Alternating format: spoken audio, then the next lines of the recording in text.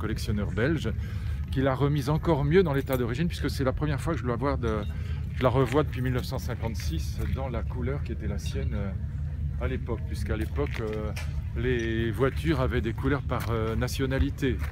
Les Ferrari étaient rouges, enfin les Italiens étaient rouges, les Français étaient bleus, les Anglais étaient verts, les Allemands étaient blancs ou ils étaient argent. C'est la couleur qu'elle avait. Là, elle est exactement dans l'état dans lequel elle était en 1956. Elle est absolument parfaite, très belle. Et quel effet ça vous fait là de la... Bah, elle est magnifique, c'est des souvenirs, je m'en souviens très bien, j'en souviens comme si c'était hier. Voilà, oui, c'est très... Et aujourd'hui, quelle est sa vie à cette voiture? Bah, cette voiture, j'aurais bien aimé la racheter, mais elle était trop chère pour moi, donc elle a été vendue aux enchères.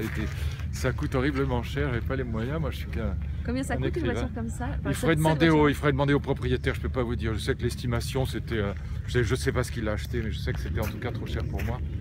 Et voilà, c'est à peu près le prix d'une très belle Jaguar E ou d'une très belle XK120, voilà. Alors elle vit où aujourd'hui cette voiture? Elle vit en Belgique, d'ailleurs elle a une plaque d'immatriculation belge.